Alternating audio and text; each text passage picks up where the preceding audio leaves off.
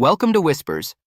This is where I share the most haunting, bizarre, and downright weird stories from Reddit and the web. Think ghostly encounters, unexplained mysteries, and tales so strange they'll stick with you long after you've heard them. So, grab a blanket, turn down the lights, and hit that subscribe button. Don't Google yourself. Why? Because you may not like what you find. One day, I was bored and decided to search for my own name on Google. I have quite a rare name, so I didn't expect to find many results. Imagine how surprised I was when I came across a website that had my full name in the domain. www.myname.com. When I clicked the link, it brought me to a message board. I looked at the profile of the website owner and found out that the person was the same age as me and had the same hobbies and interests. There weren't any posts on the message board, but I was intrigued, so I saved it in my favorites. It was about a month later when I went back to the website. This time, it had more content. There were some diary entries, mostly random things like, "The weather was nice today," or "I'm so bored in work," things of that nature. However, as time went on, I began to notice more and more coincidences. The person lived in the same city as I did. It struck me as rather strange that two people with the exact same rare name would be living in the same city at the same time. At one point, I noticed that the contents of the diary were quite similar to my own life. One day I went to a baseball game, and when I checked the website that evening, I found that the owner of the site had gone to the same ball game. At first, I didn't think much of it. After all, tens of thousands of people in the city supported the same baseball team. It began to seem like much more than a simple coincidence. Whenever I checked the website, I would notice little biographical details that seemed too close for comfort.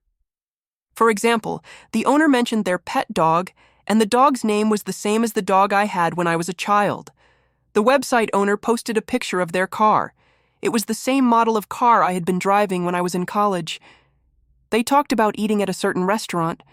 It was the same restaurant I had gone to all the time when I was working at my previous job. One day when I looked at the message board, people had written messages to the owner saying, "Happy birthday." That day it was my birthday as well. I decided to write on the message board for the first time, just out of curiosity. I was going to wish the owner a happy birthday and tell them we had the same name. However, when I tried to write something, I realized that there was nowhere to type your message. It wasn't a message board at all, just a static page. That's odd, I thought to myself. In other words, whoever owned the website had gone to a lot of trouble to make it seem as if it was an interactive site, as if there were other people posting on it, when in actual fact, all the content must have been created by the owner. Why on earth would someone do that? I wondered. I decided to send an email to the owner. It read, "Hi there, believe it or not, we both share the same name. Nice to meet you." It was just a friendly email. The next day, when I tried to look at the website, I discovered that it was gone. It seemed like it had been deleted. Then I opened my mailbox. There was one reply. When I looked at it, a chill ran down my spine. It just read, "Found you." That was pretty crazy, right? Here is another one for you. My brother didn't leave his room for 3 days. My parents wouldn't let me check on him. On the third night, Jacob didn't come out of his room. I got the courage to bring it up to Mom. "People don't sleep for this long," I said. She was cooking a casserole, the 6th one this week.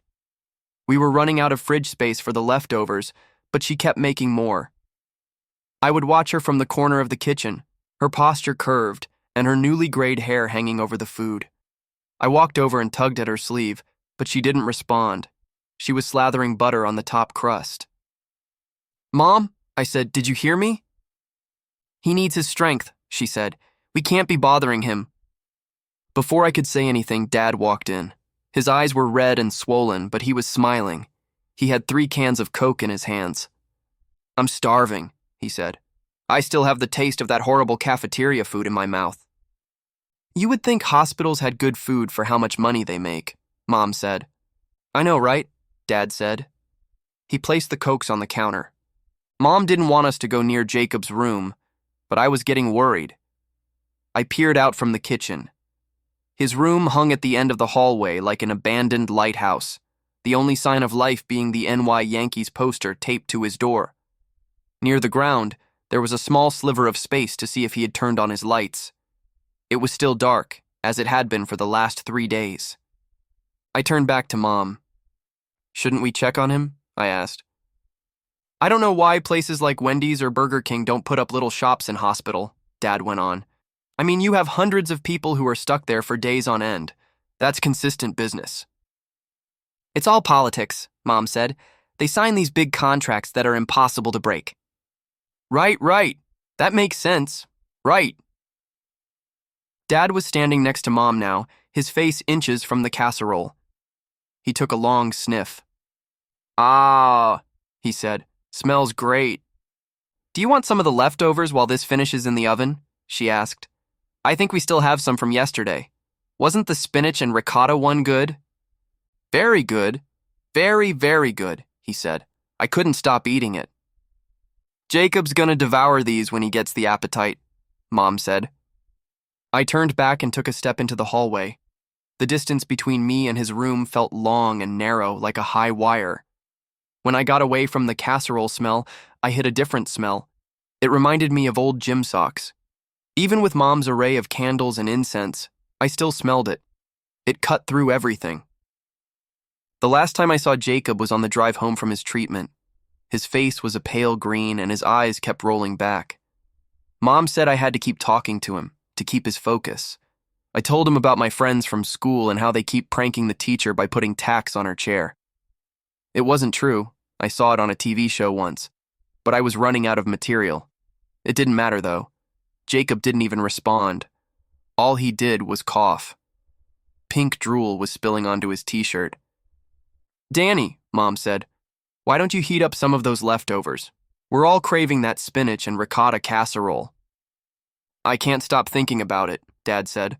"I was dreaming about it last night." I ignored them. I kept my focus on my brother's door. I didn't dream about the casserole like Dad. I kept having a different dream. My brother was running into my room and flicking my ear. It was a game we used to play.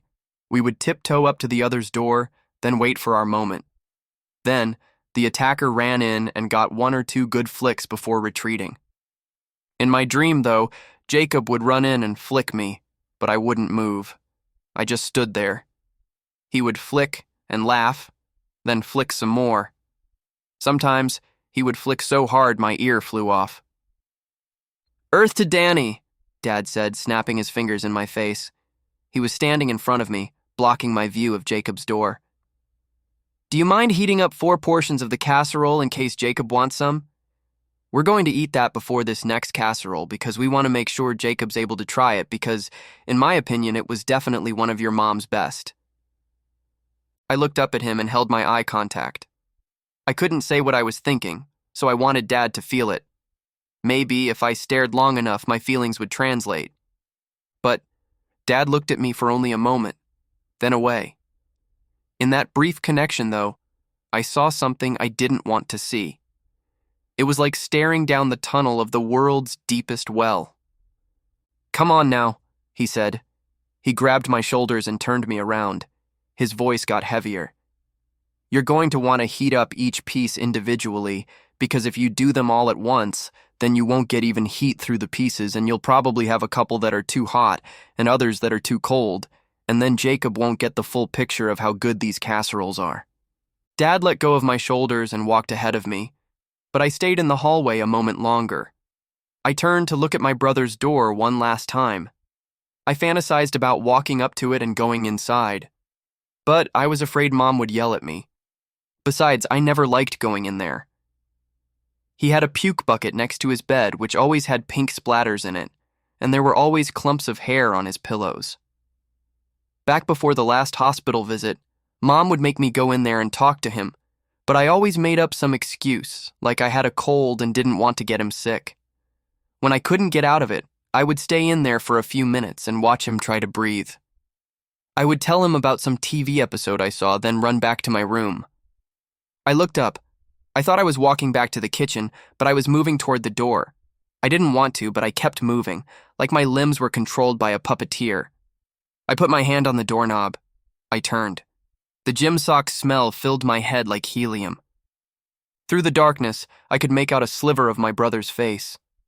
The soft evening light fell on him. His eyes were open, staring at the ceiling. His arms were straight as rulers and his fingers curled like a blooming rose. I walked to the side of his bed.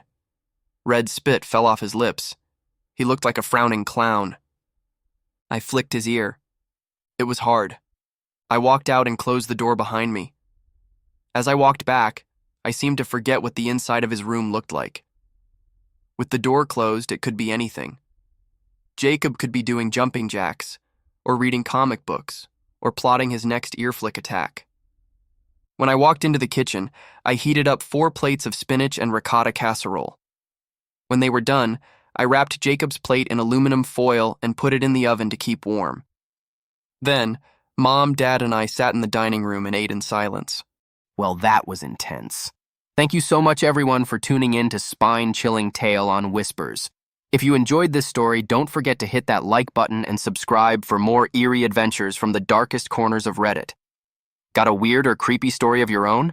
Share it in the comments, and it could be featured in an upcoming video. Until next time, stay curious and keep listening.